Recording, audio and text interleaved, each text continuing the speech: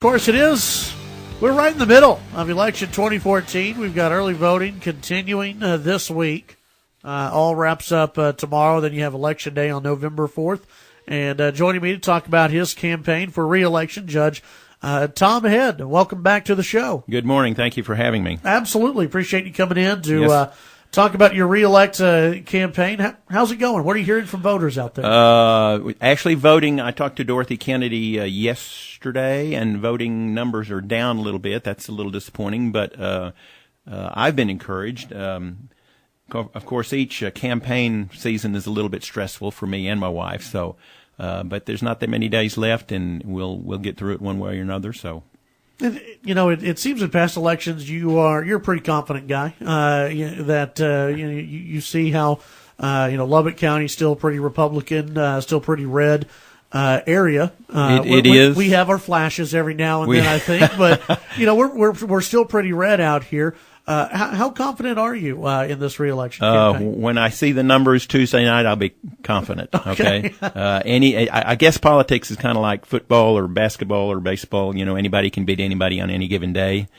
But the numbers, I've looked at the numbers on votelubbock.org, and they for Republicans, they seem to be encouraging. Now, anything can happen. Sure. But you wait until you see the numbers on election day night and go.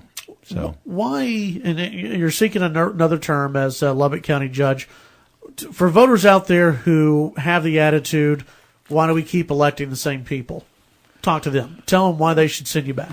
Well, they may look at the performance that Lubbock County has done over the last 10 years or more. We've got some really good things happening. And if you don't mind, I'll go over those quickly. We've received a Certificate of Achievement for Excellence in Financial Reporting from the Government Finance Officers Association. We've done that 8 years in a row. We've got the same achievement for excellence from the same group of people for the Distinguished Budget Preparation. We received the Gold Leadership Circle Award for financial transparency from the Texas Comptroller's Office. We've done a lot of innovations that have gotten Best Practices Award from the Texas Association of Counties. When people look at that, why would you change? A lot of good stuff is happening now. Am I personally responsible for that stuff? No, man. Those financial reporting awards, we've got a great auditor and a great. She's got a great staff. We've got good department heads. We've got pretty good elected officials, and they're diligent and conscientious. And those people are what's making things happen. I just happen to be at the top of the list, and they say, well, what happens during your shift? Well, this is what's happened, but it's the people down under, in the different departments that's really doing the work and really giving Lubbock a name. And people see that success and they want it to continue. I want it to continue. What things would you say would be your greatest accomplishment so far? Well, besides getting these awards, not me personally, but one of the things that one of the innovations that commissioners did, in fact, I mentioned a couple of them, is we were the pilot county for going to vote centers, super precincts, if you will. Okay, we were the pilot study with that. That got I think it got a Best Practices Award for the Texas Association of Counties.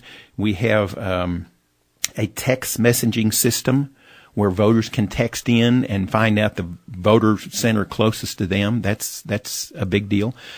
So the vote centers was one big deal. Another accomplishment that not me personally, but the West Texas Regional Public Defenders for capital cases. Okay, that's a big deal. That started when David Slayton was here. Now, he's the director of Office of Court Administration in Austin now, and his protege, Dean Stanzione, has taken that up.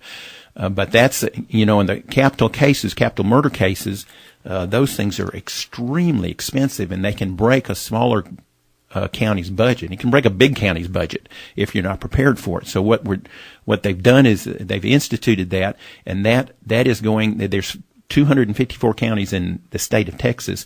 That's being implemented in 240 of them. It started right here in Lubbock, and that's where, based on per capita, the counties pay a certain fee. And then, it goes into one big pot. And then if they happen to have a capital murder case in their county, they can come to us and say, we've got this capital murder case, and then we send our attorneys and whatever there. So it reduces the cost for them. It keeps them from going broke. Those are two major accomplishments in the last 10 years. But when you brought those up, you also said, well, that's not on me. That's, the county commissioner's court and the employees as a whole. For those who want to say, okay, but what have you done? Tell us what you have, because your opponent and those who are out there who have criticized you or criticized the position say, we want more leadership. We want to see something specific out of the county judge. Is it a position where you can go through and you can say, yes, the county judge can specifically do something to show, to show a reason why you should vote for him, or is it a position where you're working with everybody and it's a group effort? Well, my management style is such that the auditor knows what she's doing. I'll leave her alone, unless we have some feedback where she's not doing something.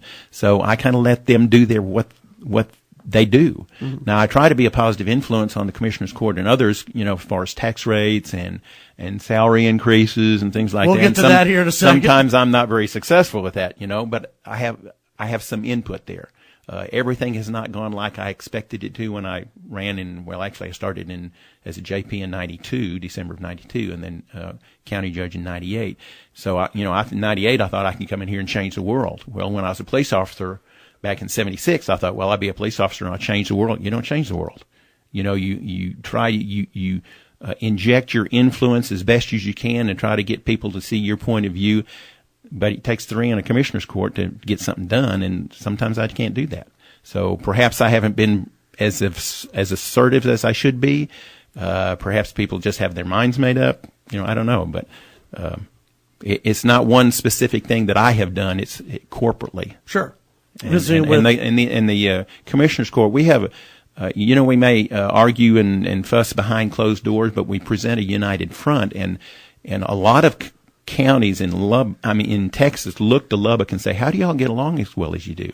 Well, we just do. It's kind of a West Texas spirit. Mm-hmm. We hash things out, and then we present a united front. We need to take the break. When we come back, we'll continue our conversation with Lubbock County Judge Tom Head, seeking re-election here in Lubbock County. We'll take the break. We'll be right back. Judge Tom Head in studio with me, Lubbock County Judge Tom Head, seeking re-election for Lubbock County Judge. Let's talk about some of the issues that have been brought up in the campaign. You probably heard your opponent's ad during our break. Let's talk about, first of all, the pay raise. The pay raise. It's obscene. The commissioners came to me and asked, and said, we want to give all the commissioners, not all the commissioners, all the elected officials. And by statute, we can't give some elected official raises and others not. So we have to be grouped into that thing. Okay. So, I said, I don't want to do this. This is not going to work. But they did anyway. They did a salary survey and just tried to justify it. Anyway, every time the pay raises have been put forth, I have voted against it. This particular one was obscenely large, and but it passed anyway, and so and I'm going to have to let my theology hang out here a little bit because I can't divorce myself from my theology and my philosophy. All good things come from God. Okay, so if I'm voted against it and He gives it to me anyway, it's going to be a blessing to me. But if He's going to give it to me, He's probably going to want some of it back. Okay, if I refuse it, or if I take it and give it back to the county, that's secular government, and God's kingdom is not going to be advanced. Okay, so He's going to want some of it back. So, and it's my belief that God speaks to you, not in an audible voice, but in your mind, in your heart, or an unction to do this or that or the other, or to support a particular ministry or whatever. I can probably do that now, where in the past I've not been able to do that. Now, it could be, He gets 10% right off the top. But if He tells me to give 50% or 90% or all of it or whatever He does, you listen to Him and you obey. Okay, and so that's what I'm going to do. Have you decided yet what you're going to do with your portion of the raise? Are you talked about how you're going to give some? There are several ministries that my wife and I like to support. One is Sunscape Retreats. That is a retreat for pastors and their spouses. They have a retreat center close to Colorado Springs in Colorado. They just opened one in Tennessee. I think it's close to Nashville. I'm not sure. I've never been to that one. My wife and I went to that one. My wife was pastor at our church, and we went in December of 2009 up to Colorado.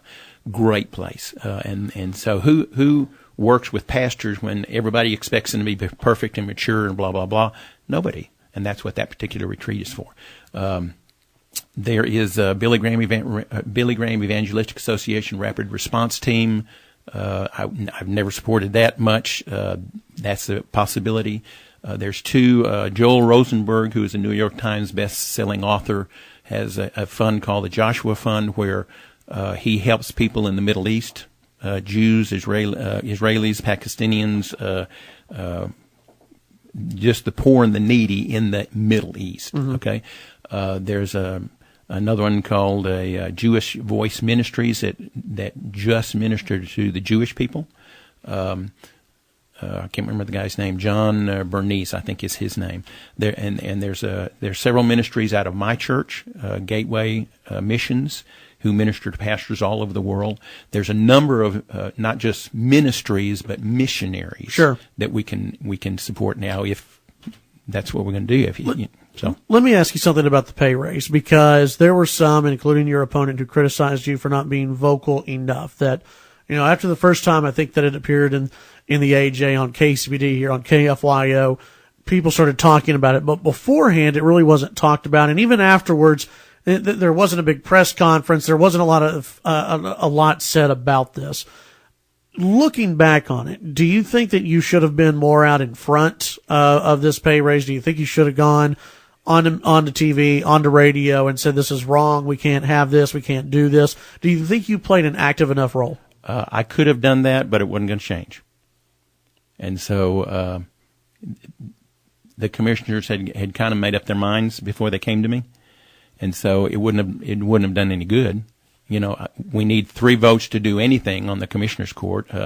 That's something I had to learn when I got in there. I thought, I'm going to come change the world, and you can't change the world unless you got 3 votes, at least in Lubbock County. Right. So it wouldn't have done any good. Let me ask you about night meetings, something your opponent has brought up. For night meetings or against night meetings, and why? I'm for it. People cannot come. We have meetings on the 2nd and 4th Mondays every month. Well, people are working. And I've mentioned that to the commissioners before. We've never had, they've never decided to do that. I think the city council does that in the evening. So I think it's a great idea. How do you change them? Get 2 more votes. Do you think you can do that? I think I can. I think it's becoming an issue. They know the city council does it. People would like to come to commissioners' court meetings. Mm-hmm. I think I can get the votes. Visiting with Lubbock County Judge Tom Head. Going forward, if you win re-election, what do you want to see done with Lubbock County commissioners? With the commissioners or projects? Yeah. Well, projects. What are your goals? Okay, 3 things come off the top of my head. Number 1 is a new law enforcement center that will be in the new old jail, the one that was built in the early 70s. We'll remodel that, and it will house the sheriff and all his departments and things like that. So we'll go out for bid probably a couple of months, and I would like to see that started and finished. Another thing is I think we can still cut and make some significant cuts in the budget, cutting expenses. I've got 1 other vote on the court now, and I think I can get another one, but I'm going to have to work on that. But we could save probably $350,000, $400,000 and go back to the general fund if I get done what I need to do. The third thing that I'd like to see, we had set aside some money to buy some scales for DPS, Department of Public Safety, to weigh trucks. And if we find some place to put that scale, give them a little cop shop and a place to go in and do their reports and pull trucks over and do that. And I'm in negotiations with them as to where they want it. But that would increase revenue probably and I saw some figures probably 4 or 5 years ago that would increase revenue $350,000, $400,000 a year. I think that's a little too conservative. I think it'll be more than that. So if we cut expenses to the tune of $350,000 or more, if we can increase revenue another $350,000, we're looking at almost $1 million. And those are my goals. So put in the scale, the law enforcement center, and then cut some more expenses out of the budget. I have two more questions for you before I let you go. I guess one, and then we'll wrap it up. Your opponent, when he was on this show, he was like, "Yeah, I'm running as a Democrat, but I'm not really a Democrat." He said that he's fiscally conservative. And I got quite a bit of feedback saying, "No, he sounds like a Republican."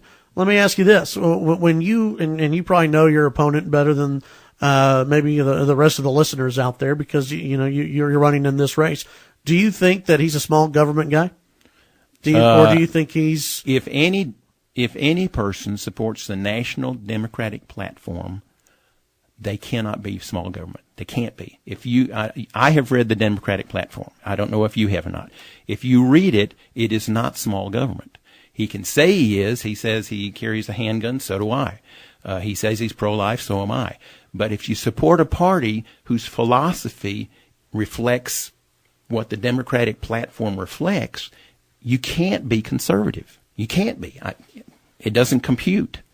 In the time we have left, tell voters why they need to go out there and vote for you. Based upon the things the few things that I told you about, the awards we've received, the best practice awards, the transparency in government, all the good things that are happening, that needs to continue.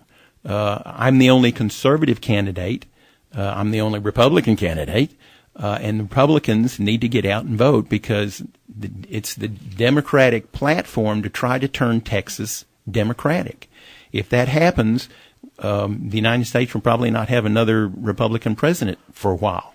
So Republicans need to vote straight Republican ticket, I think. Judge Tom Head, appreciate your time today. Thank you for your time.